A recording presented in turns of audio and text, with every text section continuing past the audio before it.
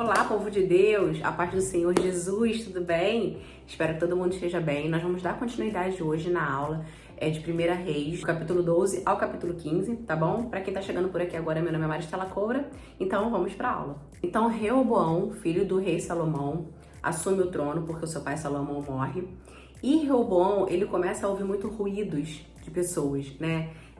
Ele começa a ouvir os anciões que ficavam ali com o pai dele, começaram a ouvir os mancebos, e aí ao invés de ele ouvir os anciões que já tinham experiência, né, com o rei Salomão, e dava algumas instruções que faziam sentido ali naquele momento, não, ele começou a ouvir os mancebos, os jovens que foram criados junto com ele e foi crescendo junto com ele, mancebos sem experiência de vida, sem experiência, sem sabedoria, nada, né? Porque aqueles anciões que andavam com Salomão aprenderam muita coisa de sabedoria com o rei Salomão, mas esses mancebos não. Então ele começou a entrar em algumas guerras desnecessárias, até o momento que Deus apareceu para um de seus profetas, chamado Semaías, e disse para ele, olha, vai até o Reoboão, rei de Judá, e fala para ele não entrar nesse conflito e cada um para sua casa, porque eles iam entrar numa guerra desnecessária. E ele falou, manda cada um voltar para sua casa, porque sou eu que estou provocando essa situação. Então assim, cada um foi para sua casa, né? Porque tem situações que Deus permite que aconteça para ver até onde a gente vai. Então ele falou isso pro profeta dele, fala para Reoboão não entrar nessa guerra, não entrar nessa briga, porque eu que estou nesse momento aqui mexendo com essas coisas, e cada um volta para sua casa. E assim eles fizeram. E nesse meio tempo, apareceu um profeta de Deus lá em Betel para exortar Jeroboão, que estava fazendo um altar, queimando incensos e tal. E nesse meio tempo, um profeta de Deus foi até Judá, porque ele tinha ido em Betel exortar Jeroboão, que tinha feito um altar e queimava incenso ali com idolatria para outros deuses. E ele foi enviado por Deus para ir para ajudar nesse momento. E aí ele sentou embaixo de uma árvore, de um carvalho, e chegou um homem perto dele e falou assim, você que é o profeta que Deus enviou? Ele falou assim, sou eu.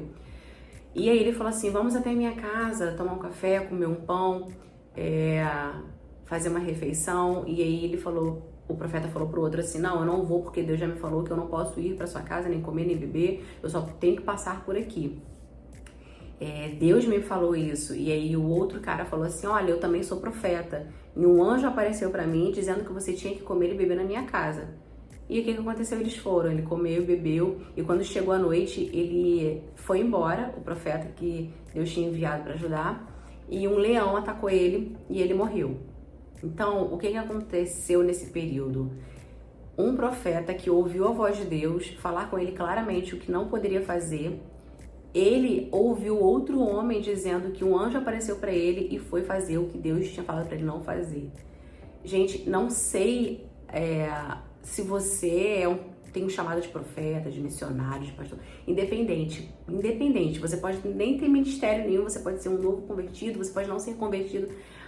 Quando Deus fala com você algo, você precisa ficar naquilo que Deus falou, sabe? Quando algum profeta é usado para falar com você, ou você tem algum sonho, ou acontece qualquer coisa que é diferente daquilo que Deus te falou, você tem que orar para Deus confirmar com você, para você não ter nenhuma dúvida.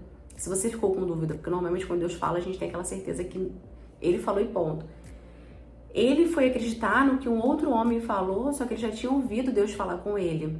Porque Deus falou para ele não ficar na casa desse outro homem, porque Deus já sabia que quando ele ficasse e fosse embora à noite, apareceria um leão e Deus ia permitir que ele ceifasse a vida dele. Então, olha que tragédia, né? Ele desobedeceu a Deus e nesse mesmo dia ele morreu comido por um leão.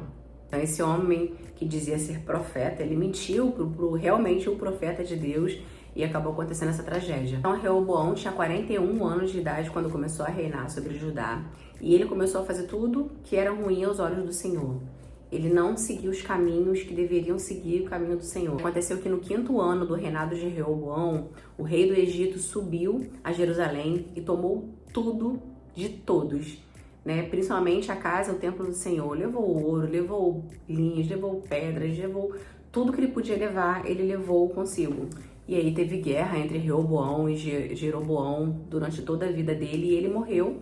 Ele veio a morrer e seu filho assumiu o reinado. Seu filho Abião reinou no seu lugar. A gente fica com essa aula por aqui hoje e a gente entende que o reinado de Davi Davi era um homem segundo o coração de Deus, exceto aquela situação que aconteceu com Urias e com Betseba. Todas as outras coisas na vida de Davi, Davi era muito fiel ao Senhor. Então, Davi era um homem fiel ao Senhor. Depois veio Salomão, que ficou durante muitos anos da vida dele sendo obediente ao Senhor. E já do meio para o final da vida dele, ele se perdeu por conta das mulheres. E aí ele se desviou dos caminhos do Senhor.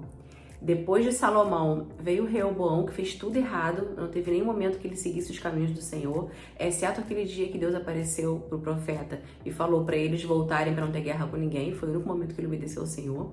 Depois veio Abião, e aí no próximo vídeo a gente vai falar sobre Abião. Então assim, gente, olha como as coisas hereditárias, a geração ela te faz ter uma geração amaldiçoada ou uma geração de bênçãos, né? Maldição hereditária ou uma bênção hereditária. E a gente vai vendo isso, que isso se quebra, tá? A gente vai ver nas próximas aulas que isso se quebra, porque vai ter um filho da geração de Davi que vai voltar para os caminhos do Senhor, tá bom? Então nem tudo é perdido, gente, independente da família que vocês nasceram, da família que vocês foram criados.